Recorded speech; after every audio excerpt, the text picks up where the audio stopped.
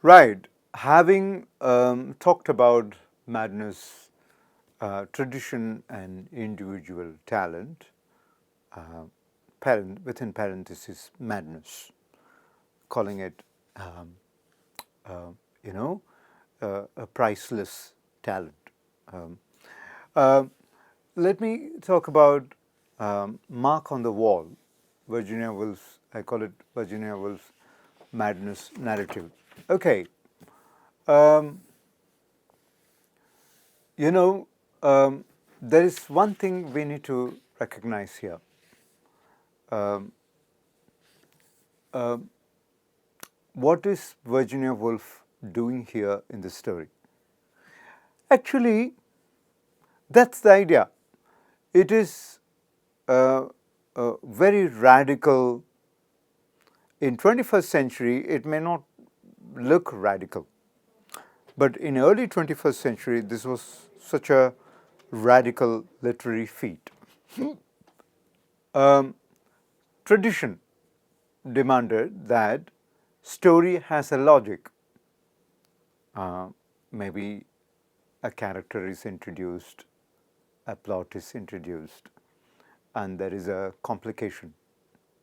Um, and then there is a, you know, uh, the complication is addressed in some way by some other third party, and then uh, the story comes to a close. So, for a story, character is involved, character is important.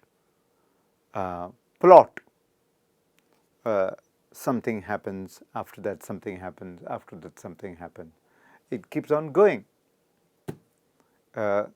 In Bollywood movie, well, Grace, this seductive hero, and um, uh, a heroine falls in love with him. There's a villain. Villain comes, and there is a interval, popcorn interval, and then after that, the the villain is some hero does something to the villain, and then the and therefore villain's influence is removed, and then they join or they don't join. So one of these two happens, right? So some kind of expectation, some kind of trope, some kind of plot structure, it keeps circulating. And this is in the way of story. Mark on the wall, there's nothing happening. This woman sits and, is on a mind trip. She's on a mind trip. She notices a mark on the wall. Hey, look, there's something out there.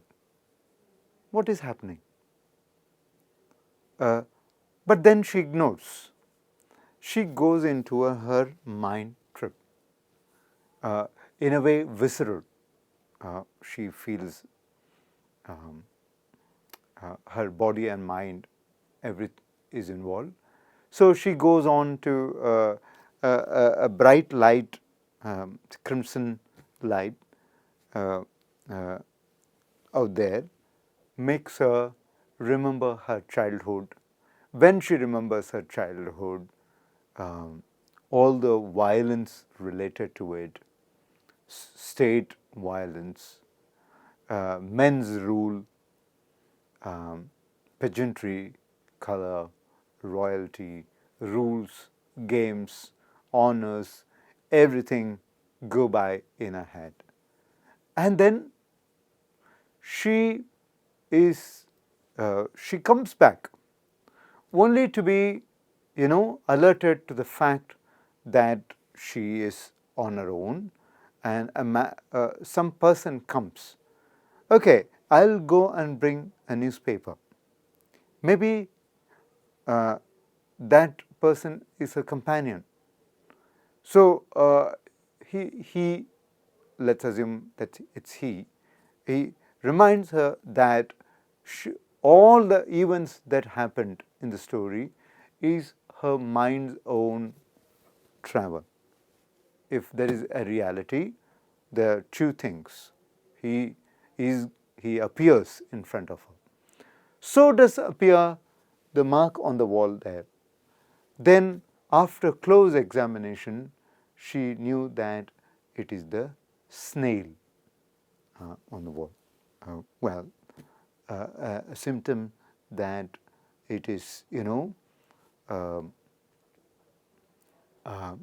it's slow, it's slow passage of time, and it's not attended for a long time, and so on. So that's the nature of the story. So there is no plot in a conventional sense. So, stories and expectations of the stories, expectations around the stories that we say to each other, project us as rational and sane people. But if we reveal stories that look unconventional, the stories that do not fit into frames around the notion of womanhood or manhood or childhood, then they are going to be called a mad narrative. Okay? They're going to be mad narrative. So in that sense, this story is a tradition breaker and a mad narrative. How do I explain it more? Take the case of Plato's cave, a very old story, but still worth recalling. Plato comes with the case of 6 or 7, half a dozen men caught in a cave. The cave is dark. Imagine that. They are all chained to a wall, like 1, 2, 3, 4, 5, 6, and they're all chained to the wall. And they are chained. That's literally. But what they see in front of them is kind of image, which are projected on the screen or wall in front of them, which they imagine, oh my God, there are people like us out there. Actually, it is the projected image. And they think, since these men are incarcerated and they have not seen any other reality, they think this is only the reality in front of them, because they have not been allowed to go outside. They are incarcerated forever. 250 years, I'm afraid. All right, okay. Now, if one of them is allowed to venture out and then come and report, hey, in outside world is not like this. People roam around free. There are men and women out there, children. You can play. We are not static objects. We are dynamic. Let us imitate them. Suppose this guy comes back and says, Plato says, because one is believed to one is grown up to believe that we ought to be like this, and we have nothing but static images in front of us. We are nothing but static images. Because one is grown up to believe that, one is raised to believe that, this guy can be killed who went outside and telling nonsense. This is the weight of tradition. So Woolf and Joyce, early modernist writers, rebelled because, well, what we see is reality. I am not saying stream of consciousness technique. What is stream of consciousness technique? The idea that our mind does not rest in one place. Well, in 21st century, there are thousands of books on mindfulness, okay, that one should do meditation, one's mind, brain, one's by extension mind is plastic. Just like you should go to gym to keep muscles healthy or do exercise, one should do meditation to keep the brain and mind healthy. Fine, that is good. Everybody has a right to be healthy. Okay, that's healthy in a broader sense of the term. Okay, so there is no problem with that. But the thing is, to say this is the only way to be healthy, that is where the problem is. Okay, so this is the only way to tell a story, there is a problem with that. If one rebels, for example, stream of consciousness. Stream of consciousness, what is it? Somebody brings me a cup of tea. Suppose there is ilachi in it. Wow, I have a sip. And then that reminds me of my grandma.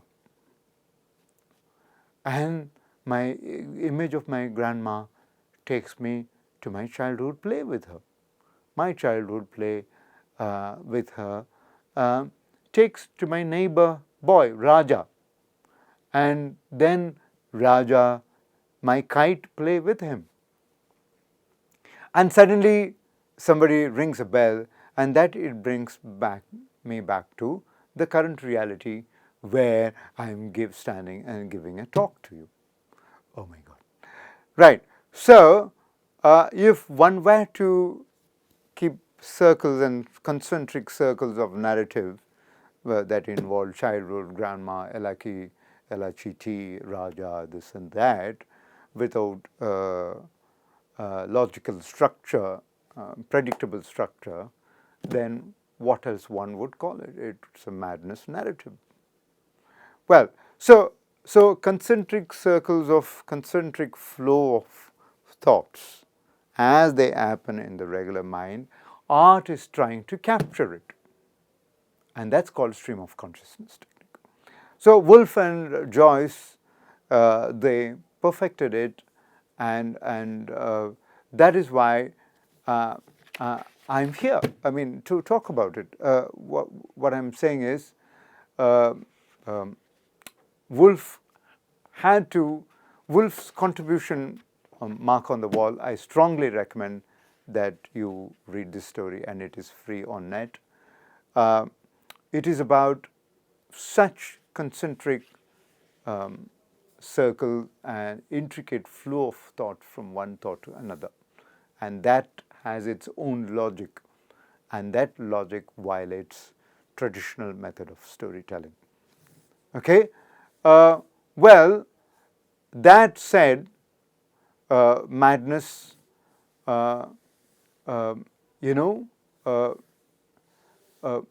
this kind of plot structure embraces the uncertainty principle. Woolf, the stories that she, the protagonist in Mark on the Wall, gets into is about, it's uncertain. So first she gets a reverie of,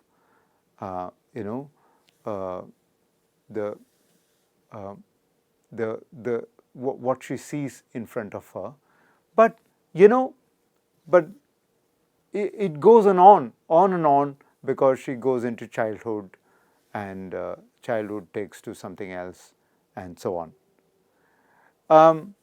In Woolf's words, let me let me read it for you so that it becomes clear.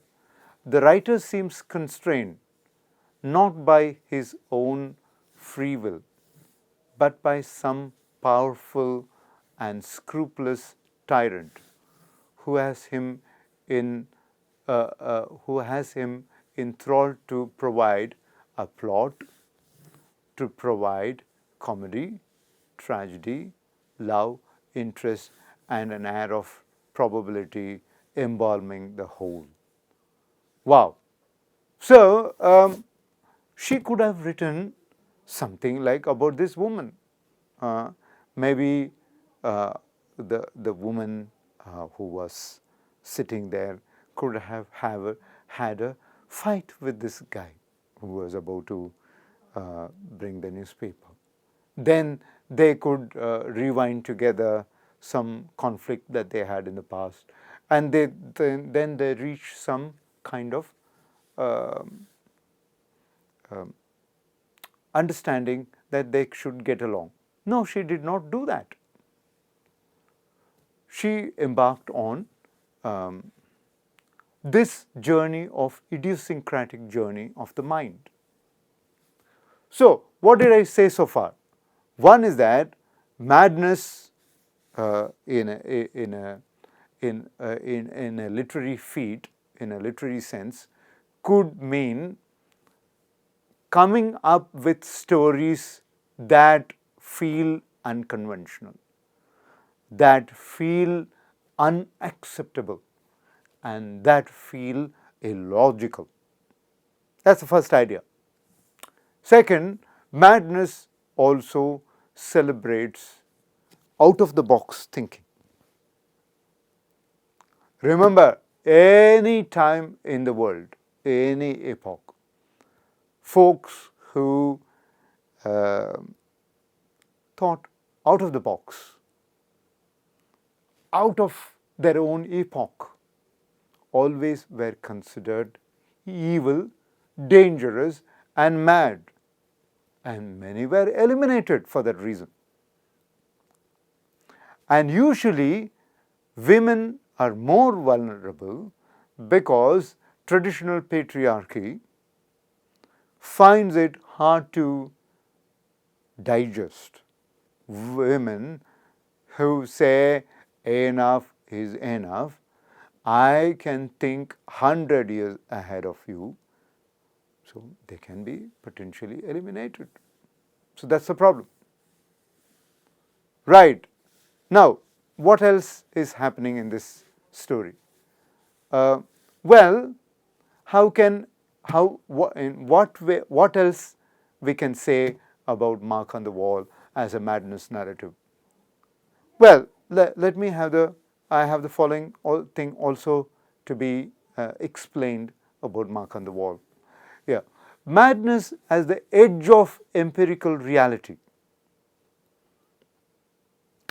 You know, traditional empiricism is strictly atomistic, strictly logical. 2 plus 2 equals 4. What I see is what I know. If I can't see anything, if I can't see what you are describing, that is by way of sight, smell, taste, rationalization, then it doesn't exist. What I cannot feel, at least by way of reading, it doesn't exist. That is empirical reality. That's empiricism. That approach is called empiricism. Okay?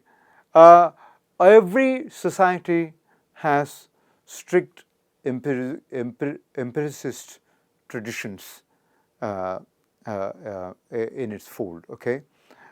Indian thought has its own test of empiricism. The famous six blind men and the elephant story, the Jain story, you remember? um, and uh, uh, and it's linked to morality and um, the knowledge of God and so on. British empirical tradition is also very old. At least if we consider modern empiricists, it starts with John Locke, Hobbes, then goes on to Hume, and so on. But in a nutshell, uh, empiricism is based on the view that sensory perception, logical reasoning, and uh, a verifiable reality alone exists. Non-verifiable stuff cannot be admitted. So that's the idea. Now, madness, if somebody is at the edge of this thinking, then it could be uh, it could be called madness. Let me explain. Let me see. Let me read out how Mark on the Wall begins. Perhaps it was it was the middle of January in the present year that I first looked up and saw the mark on the wall. In order to fix the date, it is necessary to remember what one saw. That's a brilliant idea by Woolf. You know, uh, she does not go directly into a reverie, the musings of her mind. She looks there and then remembers looking at the wall in the current year, January. So she wants to give some empirical entry into the story. I'm just recalling by way of stream of consciousness the rhyme of the ancient Marina. So there's a wedding party, and people gather, children gather around.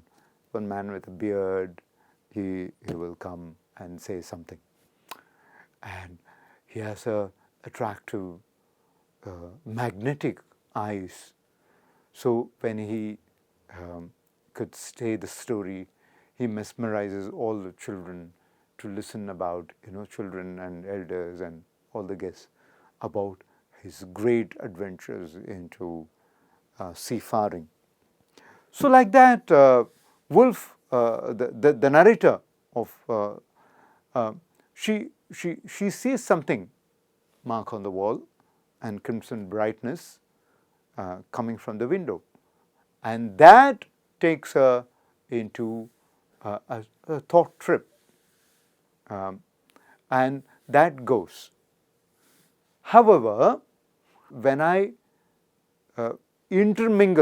intermix what I can see with what I make out of it in my mind and my own internal journey, then my story is going to be at the edge of empirical reality. And that's how mark on the wall is. There is an external plot here. Two people are living in that house. The house somebody else lived before. That is why the reference to the previous tenant and their stories. This woman had an early childhood, and that childhood was involving royalty,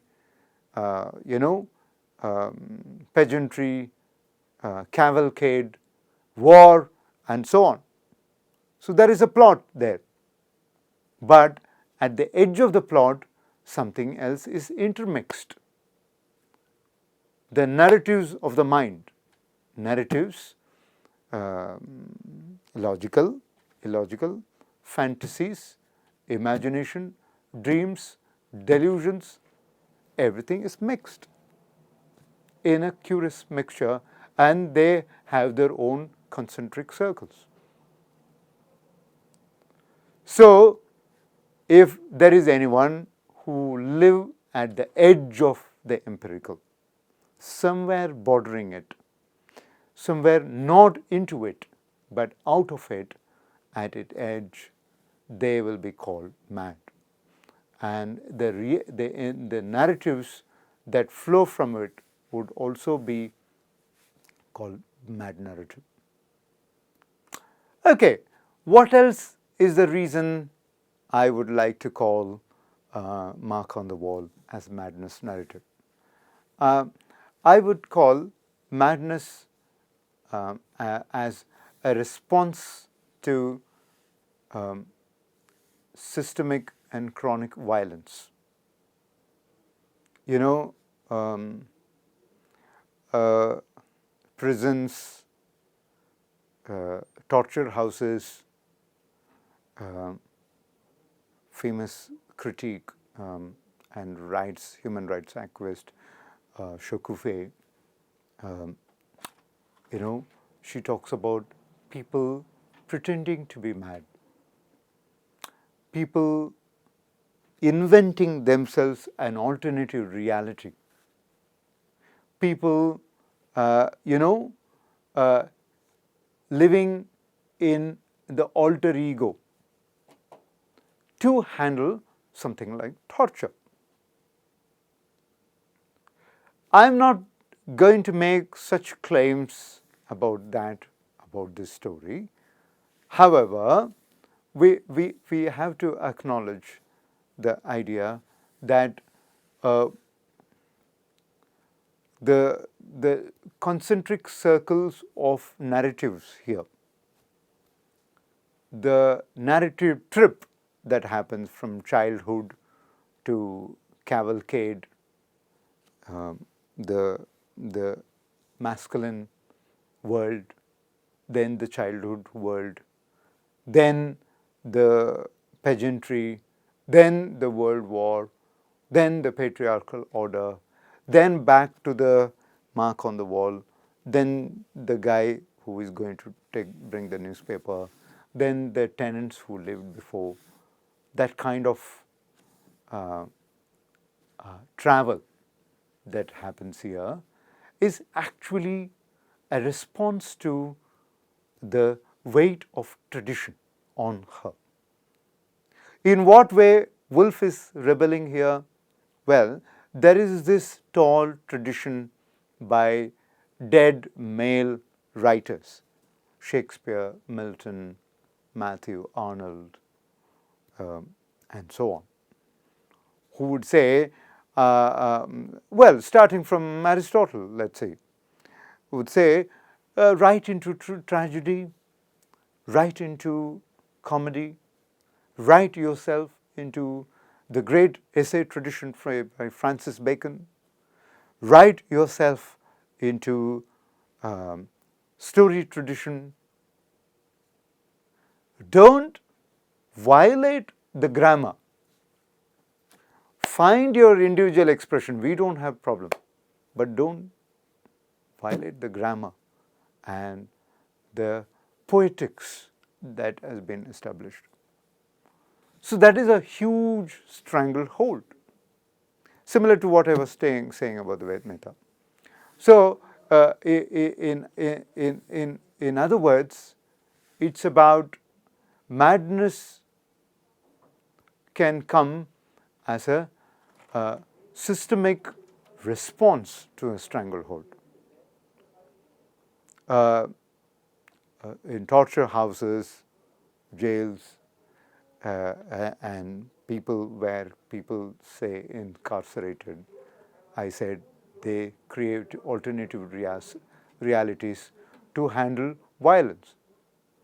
And Woolf here develops a new form of literary reality to handle the violence of stranglehold of generic limitations. So, narrative, it is a kind of stream of consciousness method here is, if you like, in Shokufe's words,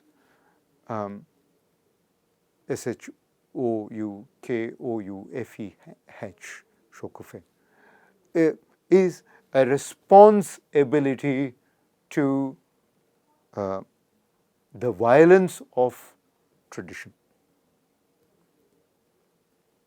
Right. Now, let me conclude. Mark on the Wall is certainly a masterpiece. It was created in early 20th century. It is still a mark on the literary wall. It gives us a sample to reinvent ourselves, to think out of the box, to be mad, and to reclaim madness, so that people who think, react, breathe, and kick and strive alive out of the box will not be treated and pushed to the margins. Okay, conclusion. My talk on Mark on the Wall and tradition is meant to provoke or invoke the idea that madness is not necessarily just a clinical phenomenon. To be, even if it is a clinical phenomenon, it cannot be seen in isolation. People's sense of madness can mean many things, and that with that recognition, it also need to be told that madness could be a way of, it is definitely a way of, and it has been demonstrated time and again that it is in simple way and out of the box experience. Mark on the Wall is a good example. I strongly recommend that you all go and read it and experience the same. Thank you.